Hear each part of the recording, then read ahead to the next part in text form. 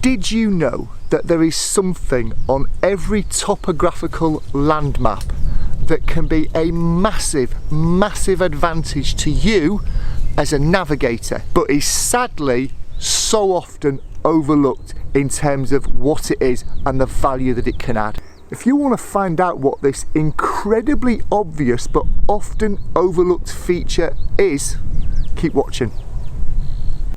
Hi folks, I'm Craig Taylor, and as always, a huge thanks for joining me here on my YouTube channel, the Bushcraft Padawan. So what is this feature? What is this piece of information that I'm talking about that is on every land topographical map that is mind-blowingly useful to you as a navigator, but is often overlooked? What is it? Well, it is quite literally underneath your feet.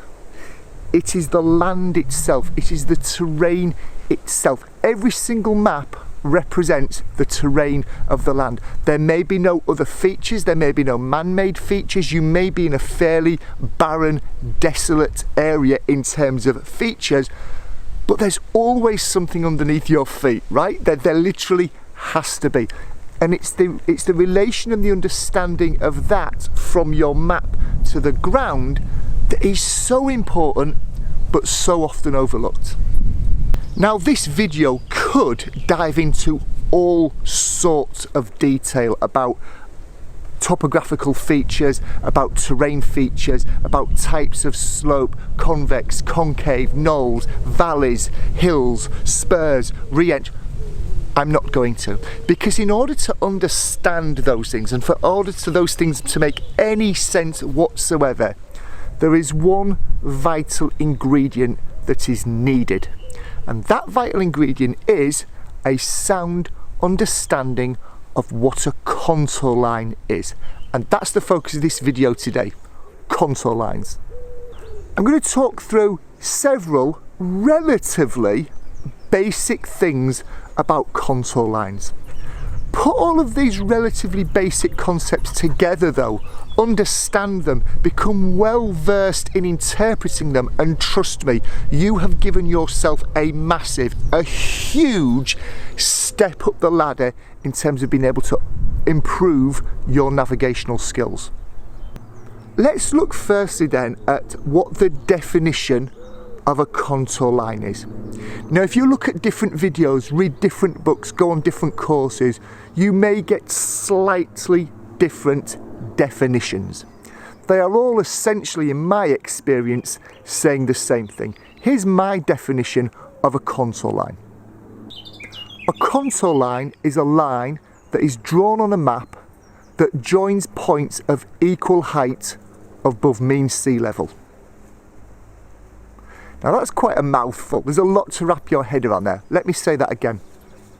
A contour line is a line that is drawn on the map that joins points of equal height above mean sea level.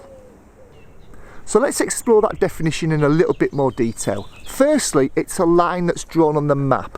That line isn't on the ground. I'm stood in a park now. If I were to look at this park on a map, I would be stood on or near a contour line. I absolutely would be.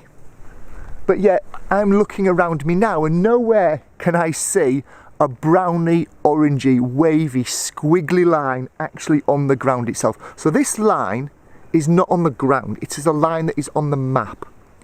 What is on the ground, or what is indicative of the ground, is the altitude that I am standing at. So if I was standing here today and if this were, for example, I was 55 metres above mean sea level in the real world, on the map, that point would be shown by a browny, orangey, squiggly line representing 50 or 55 metres, whatever I said, above mean sea level. That's the key thing. The line does not exist in the real world, the line exists on the map. What it represents in the real world is a point above mean sea level. Now, before we go any further with this video, if you need to wrap your head around that definition again, if you need to hear it several times over, pause this video, rewind a minute or two and just listen to that definition over and over and over again. If it helps you to go and grab a map right now, to open that map up and find a contour line, any contour line, it doesn't really matter, just find a contour line. If that helps you to understand that definition that I've just talked about, it is well worth the time to go and do that now before we go on any further. You back with me? Okay, let's go on. Very, very few pieces of land are going to be billiard or pool table flat. There is going to be some deviation. There's going to be some increase in height. There's going to be some decrease in height. It might not be a lot, but very few pieces of land are absolutely flat. Although I will admit that there are many, many parts of the world where that could well be the case. In order to be able to show the difference between this land rising or the land falling, in order to be able to show the difference between the map and the ground, you'll have more than one contour line on your map. You'll have the contour line where you are stood, 50 metres as I mentioned earlier on, but over there, out of your camera shot, the land rises quite steeply. It's quite a sharp rise. That area over there is higher than the area here. The map needs to show this. So what maps do is, rather than show every possible single increase or decrease in the land, because that would just end up being a huge map covered in contour lines. You know, every single piece of space on that map would be covered with a contour line. It would be indecipherable, undecipherable, unreadable. It would make no sense at all. What they do is they only show these contour lines every so often. It's known as the contour interval. Now, different maps will have different contour intervals. One of the first things you should do when you pick a map up, even if you've used the map before, even if it's an old map, is check certain things on that map. I'm linking to a video in the top right hand corner of your screen now about what these critical map checks are. One of them is the vertical interval, the contour interval. That's one of the things that you should check. Now, I predominantly use Ordnance Survey Great Britain maps, one in 50,000 scale, one in 25,000 scale. If you're not sure what I'm talking about when I say scale, again, in the top right hand corner of your screen right now and at the end of this video, there will be a video talking about scale. So I use certain different maps, all produced by the same people, Ordnance Survey Great Britain. I use two different scales. On the Ordnance Survey 1 in 50,000 maps, the contour interval is 10 metres. So it is 10 metres between one contour line and the next. So it won't show 5 metre increments, it won't show 1 metre increments, it will show every 10 metres that there is a height loss or a height gain. That will be represented by another contour line, 10, 20, 30, 40, 50, etc. Now, when it comes to Ordnance Survey 1 in 25,000 maps, something that isn't well known, and again, you don't need to know this as long as you always check your map information, your marginal information for what that vertical interval, the contour interval is. On Ordnance Survey 1 in 25,000 maps, the contour interval can change from one map sheet to the next. If you're in a low-lying area of ground, those contour intervals tend to be every 5 metres. If you're in an area of land that tends to be higher elevation or tends to be more mountainous or tends to be much hillier, those contour intervals are 10 metre intervals, not 5. They will never change on the same map sheet. So if you're using a single map sheet, the contour interval will always be the same. But be mindful, if you're moving from one map to the other, depending on the elevation, depending whether it's low-lying or high ground, you could well find that today this map is one in a 5 metre interval. This afternoon you're using another map, it could be a 10 metre interval, even though the scale is the same. That's not known by many people, so do make sure that you don't get caught out by that, and always check the contour interval, the vertical interval. So what is it again? It is the difference in height between one contour line and the next. Why is that important to know? Well, because as we move through this series looking at terrain and terrain analysis, the greater the increase from one contour line to the other, or the greater the decrease, the steeper the ground could well be. It gives you an indication as to how steep uphill or downhill that ground is. It gives you an indication as to the shape of the land. It gives you an idea that, well, there's a lot of contour lines here. They're every 5 metres. So in actual fact, it's not as steep as it might look. There may be more contour intervals on this map over here, but they're every 10 metres. So actually, it's twice the increase in height over the same period of ground. Again, homework. Grab a map, look at what the contour intervals are on your map. I'm bringing up a couple of examples on the screen at the moment. At the moment, you're looking at a 1 in 25,000 scale map. If you look at the word monument, bottom centre of the map, just above the T, you can see the number 125. You'll notice that the line that the 125 is associated with is an orangey brown line. You'll notice if you look closely, it's ever so slightly thicker than the line that is above it, and the line, if you notice it, that is below it. It's slightly thicker because that is an index contour line, indicating that it is a 5 metre increment. In this example, it's a 125 metre that index contour line is representing, 125 metres above mean sea level. The line above that, remember, every 5 metres on a 1 in 25,000 map is 130. The line above that 135, the line above that 140, the line above that 145, and then we get to the next index contour line, which is 150 metres.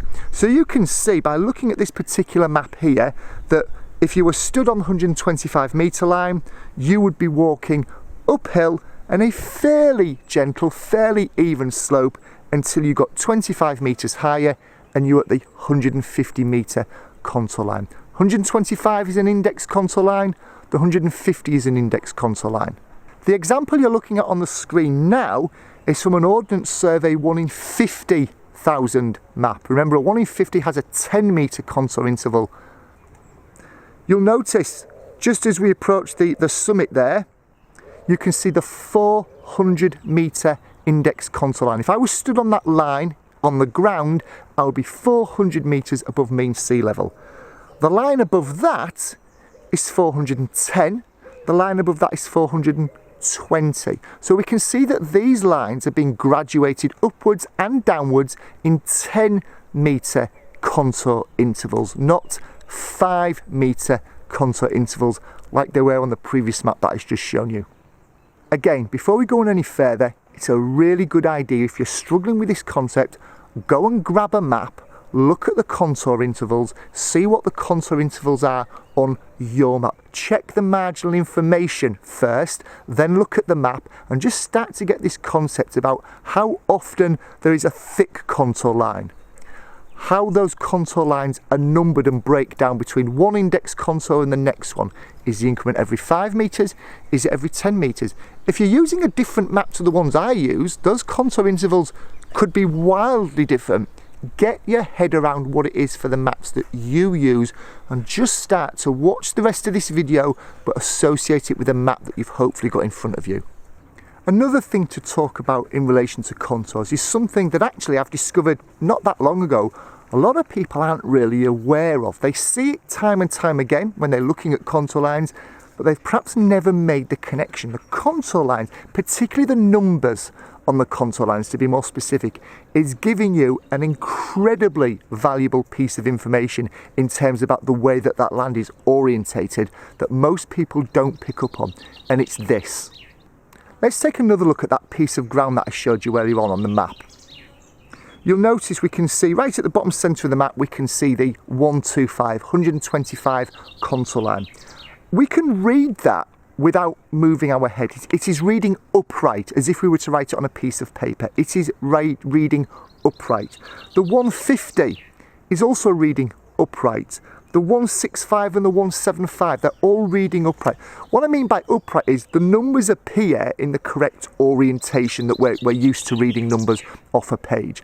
That tells us that because the numbers are standing upright, that we are reading or looking up the hill. The contour markings, the contour numbers on Ordnance Survey maps at least, always read uphill. If I were to be looking at that map now upside down, let's just flip that image around on the screen now, you'll notice that those numbers are not reading upright, they are upside down. That tells us we are reading the slope downhill. Because the numbers don't, you know, they're not orientated as we're used to seeing them, that slope is now reading downhill. The same principle applies on a 1 in 50,000 map. Let's bring the 1 in 50,000 map up. Draw your attention to the 400, the 420, the 440, the 450 contour lines. We can also see a spot height there of 452. More on spot heights in another video. Again, that tells us we are looking up the hill on this feature. We are reading the numbers upright, they're legible to us, we can easily read them, we are looking up the hill. If I invert that image once more, we can now see that for the most part those numbers are upside down. They are not legible, they're not as legible, we are reading down the slope now. That's often overlooked by a lot of people when it comes to looking at contour lines, and it is an amazingly, incredibly quick and easy way of being able to determine, am I reading uphill or downhill? I should say that this rule that I've just stated there, this fact I've just stated there, applies to Ordnance Survey Great Britain maps. I cannot put my hand on heart and say that it applies to every mapping production company in the world. I've used a lot of maps in different parts of the world. Many of them also kind of align with what we do here in Great Britain, in the UK, but not all of them. So take everything that I've said in this video with something of a pinch of salt. Best thing to do, sense check it yourself. Get your map out if you're in a different part of the world or use a different mapping system. Get that map out and just see how much of what I've told you in this video that relates to the mapping here in the UK also relates to your mapping wherever you are in the world.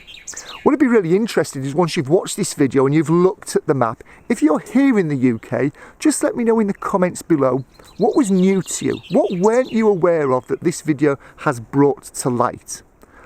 What were you aware of but just never realised, such as the contour lines always reading, or the contour numbers always reading upright if you're reading up a hill?